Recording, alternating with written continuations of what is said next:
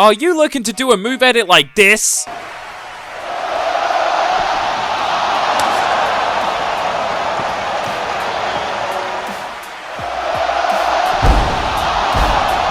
Well, that's great, because I don't have an intro and I'm going to show you how to do it right now. Step 1. You have to script the edit before you start recording.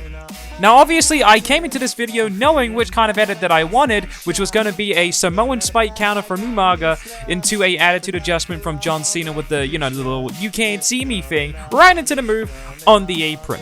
And when you got a move edit like that in mind, and once you have that ready and that's the one you want to go with, you obviously have to have a nice setup for it. So the way I wanted to set it up was with John Cena and Umaga on the apron having a little strike exchange going back and forth, which is going to lead into Umaga going for his signature Samoan spike counters, because in the attitude adjustment that I'll be using, there's a little like clothesline counter for it. So I want to use that as an edit from the Samoan spike into an attitude adjustment on the apron. So when you come up with little move edits like this, make sure that you have a nice little lead up to it, so when it happens, it feels real, it feels crazy, it feels lively, and it looks even better when you finish the edit. But now that I have the moves that I want to use for this edit, I went on ahead and put it on my moveset for John Cena and Umaga already, and this is a little thing I do, guys, so you can take it from me unless you already did this, I don't know, but this makes it a lot easier for me when I'm recording, because sometimes when you put moves on the superstars, sometimes you'll forget where you place them, so sometimes you're struggling to find that move when you're trying to record.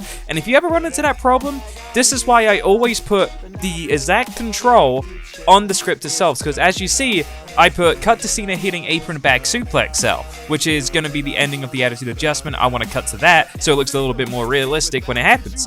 And since I put it on my moveset, I made sure to put in brackets against rope speed passe, because that is the command that I have to hit on my controller to get the move to happen.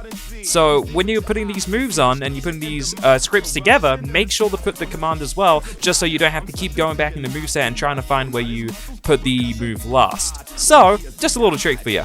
Step 2 is to get a green screen arena. Now, this is an arena that I created by myself that was very easy to do and very simple, so you guys can also do the same in your own games if you would like. Basically, I got the stage and I got the Titantron and I made sure to make it all green so it matches up in color. I changed all the lighting to white so you can make it the brightest arena possible, so that when you get your clips on the stage, which is where we're going to be getting the green screen clips from, things will be a lot easier to crop the background, because if it's a little bit too dark, when you green screen and it's too dark, there's going to be a lot of shadows there, and it's going to look a little bit wonky. So, if you guys want to do this, you can, or alternatively, if you want me to upload this arena that I've already made and created for this tutorial, just let me know in the comments, or just hit me up, or anything like that. Let me know if you want this on CC. But, yeah. Step 3. Record your clips. Now, what you want to do is open up a brand new match with the green screen arena that you have just made. When you're in the match, make sure to take both superstars directly to the stage where this green screen is. When you are doing this, make sure to get the superstars as close to the Titantron as possible for the best possible results when you edit. Now go ahead and get the moves that you need clips for. Example, I needed my strike exchange, so I went ahead and I did that with both of these guys. And then I went ahead and I did the same thing with the attitude adjustment, and for this bit I knew it was going to be a cut, so when you have a cut during a green screen edit, make sure that you get a completely different angle, or at least a different angle so it doesn't look a little bit choppy when you put it together. So since it was a side view, I decided to go a little bit to the left so that when I cut it, it looks good and it looks fluent and it worked. And then I went ahead and got the last thing that I needed on my script, which was the back apron suplex, which I'm going to use as the attitude adjustment cell after Cena hits it on the apron. So what I'm going to do is I'm going to have the little green screen thing, and then I'm going to cut it to this bit, which I'm recording now. And remember, when it comes to something like this, the attitude adjustment, Cena's body is going to be a little bit in the way just because of the way the move is hit in a fireman's carry position. So when you're actually recording this clip here, make sure, obviously, to alpha mask the John Cena out of it. And you have to make sure the clip is close enough just to make sure it makes sense, because if it's a little bit too far out, it's going to look weird because Cena's body should be in the way. So this is why that I got this clip a little bit closer than I usually would, so that when I put it on the timeline and I put it together, again, it looks fluent, it looks good, and it looks realistic. And after you got all of your action clips, the next step that you have to do when you're recording your clips is now to get the environment shots. And now that you know the angle that you shot the moves from, now it's time to get the appropriate environment so that when you green screen it and place it on, it looks clean, it looks fluent, and it looks realistic. So for here, I know the strike exchange I shot from the side, so I was trying to get a side view here so that I can place them appropriately on the apron. And then I did the exact same thing with the attitude adjustment move, and because I knew I shot it from a little bit to the left, now I know that the environment that I need needs to be shot a little bit to the left so I can size it appropriately on the editing timeline. And the final step for edit. So when you're on your editing software, whatever that may be, obviously the first thing to do is import your clips. After that, go ahead and trim the clips down to the parts you need.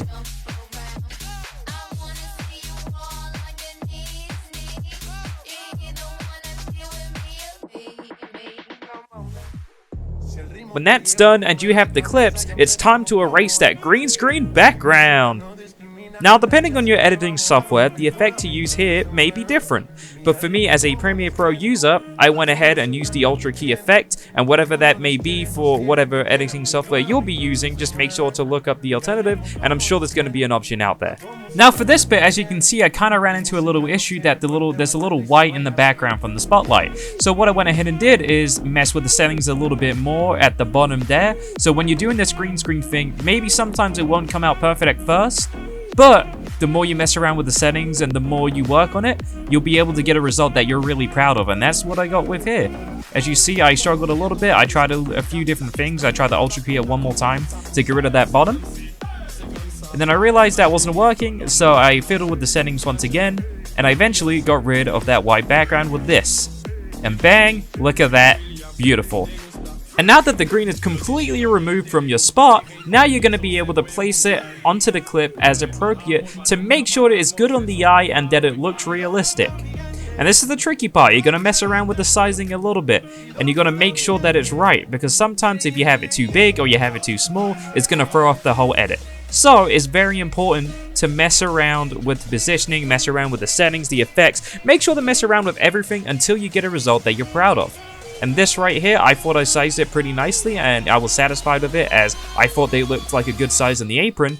And then after that, I made sure to get rid of the little menu stuff at the bottom and the gamer tag at the top. So I used this tool on Premiere Pro called Crop, which allowed me to get rid of that stuff at the bottom and the top. As you can see right now, bang, it's gone. Now right after that, now that I got the appropriate size, I made sure to nest the sequence, which is something on Premiere Pro where you pretty much put the clips together into one clip. So now I can do what I do best and what I love doing in my edits, if you've ever seen my stuff, and that is add keyframes, because there was some moments in here where it kind of looked like they stepped off the apron a little bit.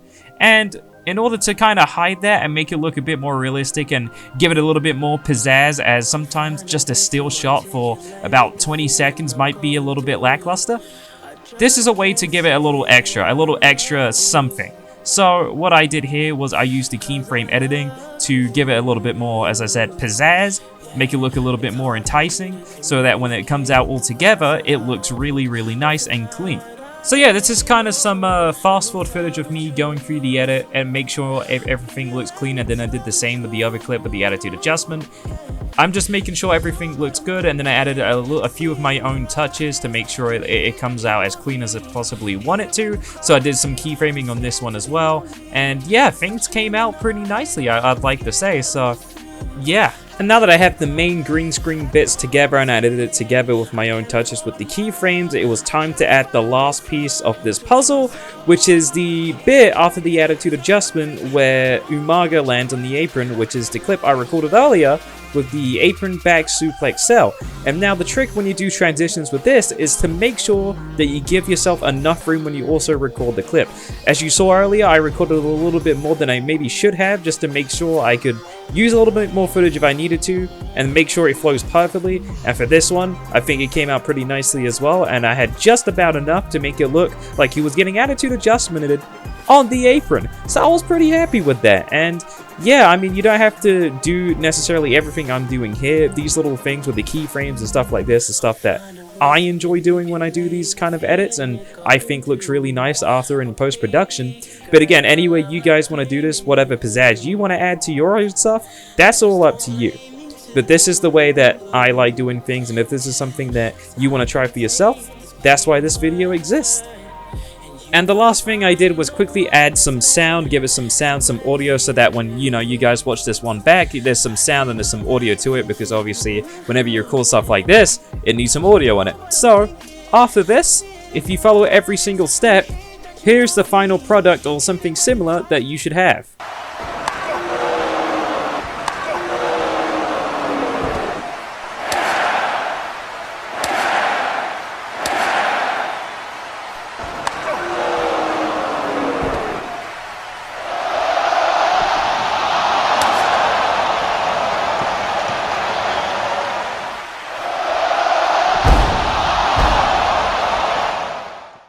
And that's the end! Thank you guys very much for watching this tutorial. I hope that anything that I showed you in this video helps, and this helps you guys in the future create your own super dope green screen HLR move edits, because I know this is one of the things that I've seen the community ask for help on. So I just wanted to share some knowledge with you guys and kind of show you my process of doing it, and yeah, hopefully this helps. Thank you very much, and if you guys have any questions, feel free to drop it in the comment, or you can ask me on Twitter at SwiftGuy09. And yeah, if you guys want to see more of these kind of videos or want to see other kind of tutorials, just let me know.